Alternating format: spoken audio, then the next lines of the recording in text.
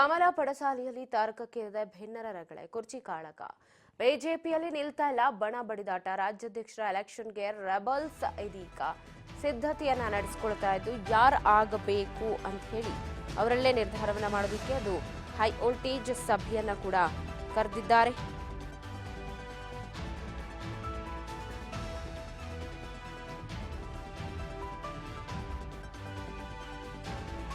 ರಾಜ್ಯಾಧ್ಯಕ್ಷ ಎಲೆಕ್ಷನ್ ವಿಚಾರದಲ್ಲಿ ಕಮಲ ಪಡಸಾಲಿಯಲ್ಲಿ ಸಮರ ತಾರಕಕ್ಕೇರಿದೆ.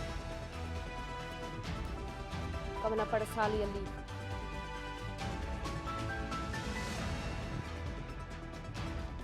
ಭಿನ್ನರ ರಗಳೆ ತಾರಕಕ್ಕೇರಿದೆ. ಇವತ್ತು ಕುರ್ಚಿ ಕಾಳಗದ ವಿಚಾರಕ್ಕೆ ಅಂದರೆ ವಿಜಯೇಂದ್ರ ಅವರ ಬದಲಾವಣೆ ಯಾರಾಗಬೇಕು ಮುಂದಿನ ರಾಜ್ಯಾಧ್ಯಕ್ಷ ಅನ್ನೋಕ್ಕೆ ರೆಬಲ್ಸ್ ಟೀಮಿಂದ ಮೀಟಿಂಗ್ ಕೂಡ ಇದೆ.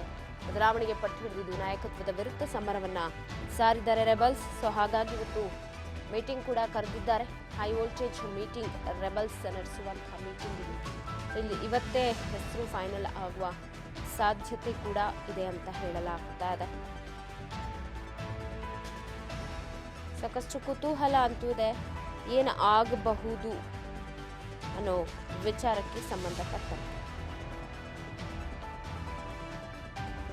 ಈಗಾಗಲೇ ಸಾಕಷ್ಟು ಬಾರಿ ಬೇಸರವನ್ನ ಹೊರ ಹಾಕಿದ್ದಾರೆ. ರಾಜ್ಯಾಧ್ಯಕ್ಷರ ಕಾರ್ಯವೈಖರಿಗೆ ಅಳಲನ್ನ ತೋಡ್ಕೊಂಡಿದ್ದಾರೆ.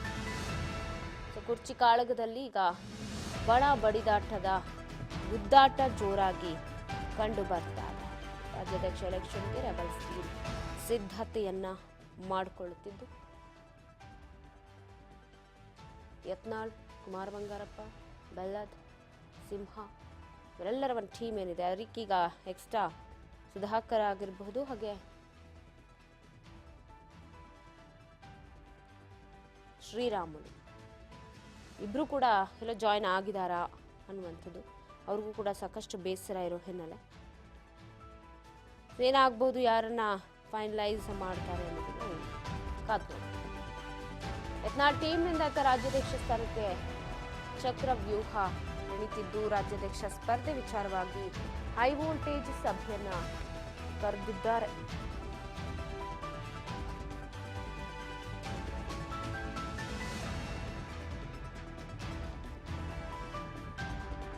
ಕುಮಾರ್ ಬಂಗಾರಪ್ಪ ನಿವಾಸ ರೆಬಲ್ಸ್ ಮೀಟಿಂಗ್.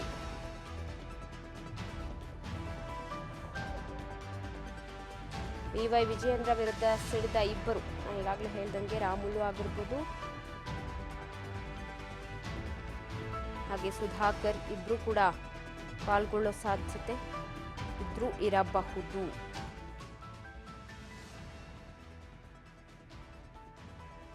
ಸಾಕಷ್ಟು ಕುತೂಹಲ ಅಂತೂ ಇದೆ ಏನಾಗಬಹುದು, ಏನು ಭಿನ್ನರ ನಡೆ ಅನ್ನೋ ವಿಚಾರಕ್ಕೆ ಸಂಬಂಧಪಟ್ಟ ಹಾಗೆ. ಸೊ ನೋಡೋಣ ಏನು ನಿರ್ಧಾರವನ್ನು ಕೈಗೊಳ್ತಾರೆ, ಏನು ಎತ್ತ ಅನ್ನೋದು. ಇವತ್ತು ಕುಮಾರ್ ಬಂಗಾರಪ್ಪ ನಿವಾಸದಲ್ಲಿ ರೆಬಲ್ಸ್ ಮೀಟಿಂಗ್ ಅನ್ನು ಮಾಡಲಿದ್ದು ಯತ್ನಾಳ್ ಟೀಮಿಂದ ರಾಜ್ಯಾಧ್ಯಕ್ಷ ಸ್ಥಾನಕ್ಕೆ ಒಂದು ಪ್ರಬಲ ಪೈಪೋಟಿ ನೀಡುವ ನಾಯಕರನ್ನೇ ಸೆಲೆಕ್ಟ್ ಮಾಡ್ತಾರಾ ಹೇಗೆ? ಕುಮಾರ್ ಬಂಗಾರಪ್ಪ ನಿವಾಸದಲ್ಲೇ ನಡೆಯಲಿದೆ ರೆಬಲ್ಸ್ ಮೀಟಿಂಗ್. ಇಂದಿನ ಸಭೆಯಲ್ಲಿ ಇಬ್ರು ಕೂಡ ಭಾಗಿಯಾಗೋ ನಿರೀಕ್ಷೆ ಇದೆ. ಯಾರು? ಶ್ರೀರಾಮುಲು ಹಾಗೆ ಸುಧಾಕರ್. ಎಷ್ಟೇ ನೋಡಿದ್ವಿ ನಾವು ಜಿಲ್ಲಾಧ್ಯಕ್ಷರ ವಿಚಾರಕ್ಕೆ ಸಂಬಂಧಪಟ್ಟಂತೆ ಬೇಸರ ಆಗಿದ್ದು ಸುಧಾಕರ್ ಕೂಡ ಹರಿಹಾಯ್ದ್ರು ವಿಜಯೇಂದ್ರ ವಿರುದ್ಧ. ಸೊ ಅವರು ಕೂಡ ಜಾಯಿನ್ ಆಗಬಹುದು ಅಂತ ಹೇಳಲಾಗ್ತಾ ಇದೆ.